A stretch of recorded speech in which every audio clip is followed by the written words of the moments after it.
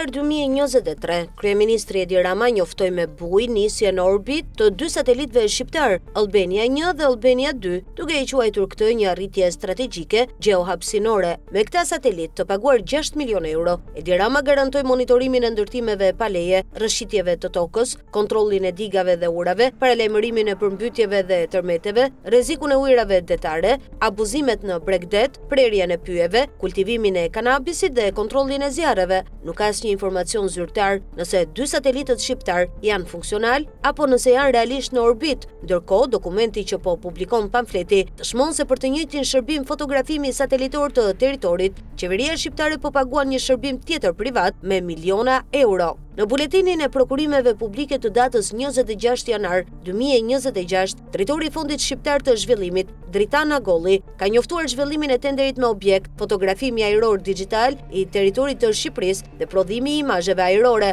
Ky tender me vlerë kontrate 2.7 milion euro i është dhënë firmës turke Mesçoglu, i është dhënë firmës turke Muhedin Slik ue Mushavirlik AŞ me Selina Ankara, e lidhur me rrjetin e bizneseve familjare të dhëndrit të presidentit turk. Ky fakt krijon indicie serioze se tenderi është sajuar si qok në urdhër të Edi Ramës për t'ia dhënë grupeve të biznesit të afërta me presidentin turk, të cilëve qeveria shqiptare u ka dhënë edhe tender për rrugë, tunele, peshje ushtarake, si dhe u ka bler autoambulanca, dron dhe armatime. Në këtë tender morën pjesë edhe 3 firma të tjera të cilat u skualifikuan. Problemi nuk qëndron te kriteret e zbatuara nga drejtori i FSHZ-s, pasi dihet se ai zbaton urdhra politik, por tek vet fakti i shpenzimit të dyfisht. Skandali qëndron në faktin se qeveria po paguan shërbime të njëjta, ndërkohë që për fotografimin satelitor të territorit ka paguar tashmë 6 milion euro për dy satelitët. Prej muajit tetor 2023, kur janë paguar, dy satelitët nuk kanë sjell asnjë pamje të përdorshme për ndërtimet pa leje,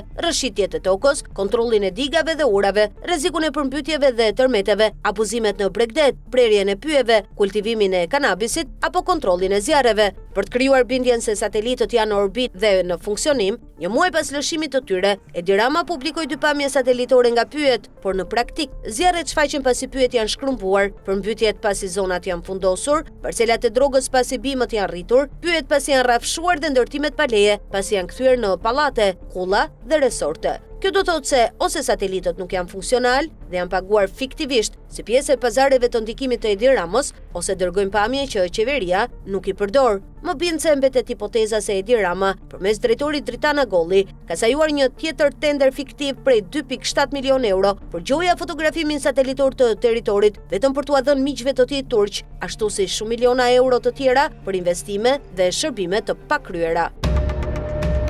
Turkish Airlines, transportuesi kryesor ajror i Turqisë, ka nisur fluturimet e përditshme midis Stambollit dhe Tiranës, duke marrë hapur vendin e Air Albania në këtë itinerar strategjik. Kompania turke ka njoftuar se fluturimet do të kryhen çdo ditë nga aeroporti i Stambollit, duke përfshirë sërish Tiranën në rrjetin global të destinacioneve të saj. Ky zhvillim vjen pak pasi Air Albania pezulloi fluturimet drejt Stambollit në një moment kur raportonte humbje financiare dhe u përball me pezullimin e licencës së operimit. Turkish Airlines, e cila mbante 49.12% të aksioneve të Air Albania, ka larguar dorën e saj nga kompania, duke i shitur aksionet pas dështimit të këtij projekti. Air Albania u themelua në 2018 si një projekt i përbashkët mes qeverisë shqiptare dhe Turkish Airlines, i reklamuar gjërësisht nga kryeministri Edi Rama si kompania kombëtare ajrore që do të jepte Shqipërisë statusin e një lojtari të ri në transportin ndërkombëtar. Madje në një takim me diasporën shqiptare në New York në vitin 2024, Rama u shpreh se po punoi për një fluturim të drejt për drejt me Air Albania drejt Shqipërisë. Kur të ndodhë, do ta bëjmë patjetër këtu në New York. Sot ky premtim duket më shumë si një kujtim politik, ndërsa Turkish Airlines ka marrë në dorë kontrollin total të linjës më të rëndësishme në rajon. Në një treg që po bëhet gjithnjë më konkurrues, krenaria kombëtare Air Albania është dukur nga itineraret pas një shpjegim publik nga qeveria apo autoritetet ajrore shqiptare.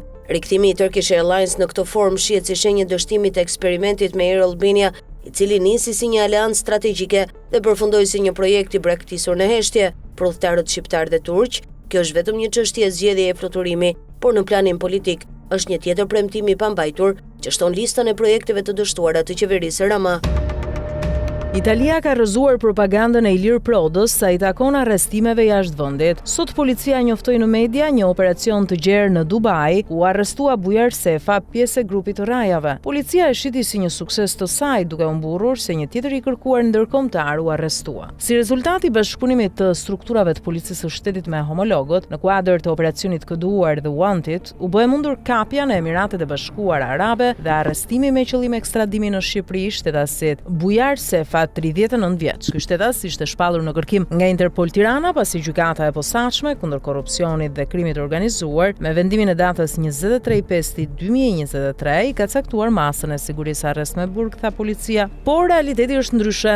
Operacioni është drejtuar nga policia italiane. Ai është në kërkim nga policia e Venecias pasi rezultoni dënuar me 10 vite burg për trafik droge. Kanë qenë pikërisht italianët që kanë gjetur vendodhjen e tij. Sipas një artikulli të Il Gazettin, autoritetet italiane ishin duke monitoruar familjarët e tij dhe gruaja e tij ka shkuar në Dubai duke gjetur dhe vendin ku strehohej. Ndërkohë vetë policia shqiptare nuk e ka përmendur fare këtë fakt dhe madje nuk e përmend fare policinë italiane. Pjesë e artikullit: herët a më vonë i kapim të gjithë është motoja e policisë italiane të shtetit, dhe siç dëshmon ky rast, kjo është më shumë se një slogan. Jetesa në arrati bëhet çdo ditë më e vështirë për të kërkuarit e drejtësisë, edhe kur ata strehohen jashtë vendit. Bashkëpunimi mes policive ndërkombëtare, teknologjitë e avancuara dhe këmbgulja e hetuesve për të çuar deri në fund misionin e tyre kanë dhënë rezultat. Bujar Sefa, 39 vjeç, shqiptar me banim të gjatë në Noale, provincë e Venecias, është arrestuar në Dubai, aty ku kishte ndërtuar një mërgim të artë. Sefa ishte dënuar në total me 10 vjet e 2 muaj burg për trafik ndërkombëtar droge, nga të cilat kishte vuajtur 2 vjet e 10 muaj në paraburgim gjatë vitit 2018. Ai nuk ishte një figurë rëndom të botës së krimit, por një bos i vërtet i një organizate që në dekadën e dytë të viteve 2000 kishte përmbytur provincat italiane të Venecias dhe Trevizos me 10 kg kokain, kryesisht në zonat Mestre, Scorse, Noventa di Piave, Jesolo dhe Mëgjer. Droga vinte nga Hollanda dhe Shqipëria dhe shpërndahej në rrjete të sofistikuara të kontrolluara nga struktura kriminale ku Sefa kishte rol drejtues. Ai u arrestua fal një gabimi fatal. Bashkëshortja e tij, shtatzën me fëmijën e tyre, udhëtoi drejt Dubait për të kaluar pushimet e fundit së bashku me të. Policia e Venecias prej kohësh kishte informacion mbi vendodhjen e tij dhe mbante në nënvëzhgim të afërmit e ngushtë në pritje të një lëvizje të tillë. Me një koordinim të ngushtë mes Shërbimit Qendror Operativ të Romës, Policisë Shqiptare dhe asaj të Emirateve të Bashkuara Arabe, operacioni u finalizua, thuhet ndër të tjera në artikull. Avatari i njohur si Diella, i reklamuar si ministra e parë në botë e gjeneruar nga inteligjenca artificiale, supozohet të ndihmonte në uljen e korrupsionit endemik në Shqipëri. Por ka një problem. Drejtuesit e agjencisë që e ndërtoi atë akuzohen për manipulim të ofertave në kontratat publike. E veshur me veshje tradicionale dhe një buzëqeshje enigmatike, Diella është bërë fytyra e përpjekjeve të kryeministrit Edi Rama për të frenuar korrupsionin, ndërsa Shqipëria kërkon të antarësohet në BE. Gjatë vitit kaluar, Diella ka folur në konferenca ndërkombëtare dhe është mbuluar me publicitet si një simbol i mënyrës se si inteligjenca artificiale po integrohet në shtyllat e shoqërisë në të gjithë botën përfshirë qeverinë. Madje deklaroi se ndihej e lënduar kur u drejtua Parlamentit të Shqipërisë vjeshtën e kaluar për shkak të kritikave se përpjekjet e saj për të identifikuar mashtrimet dhe abuzimet në kontraktim ishin jo kushtetuese pasi nuk ishte qenie njerëzore. Nuk kam ambicie apo interesa personale, u tha Diella, e modeluar sipas një aktoreje vendase ligjvënësve në një videomesazh me një sfond të dekoruar nga flamujt e Shqipërisë dhe të Bashkimit Evropian. Kam vetëm të dhëna njohuri dhe algoritme të dedikuara për t'i shërbyer qytetarëve në mënyrë të paanshme me transparencë dhe pa u lodhur kurrë, tha ajo. Në praktik, Diella i ndihmon qytetarët të aplikojnë për shërbime qeveritare në internet, duke eliminuar një sistem të vendosur prej kohësh të rrëshfetit të zyrtarëve për dorëzim të shpejtë të dokumenteve dhe caktim takimesh. Së shpejti ajo do të jetë në gjendje të mbledh aplikimet për kontrata qeveritare për të vlerësuar se cili ofertues është më i kualifikuar, bazuar në të dhënat e paraqitura. Puna e saj mund të auditohet. Ndërmarrja e hapave për të ulur korrupsionin është një kërkesë për pranimin e Shqipërisë në BE.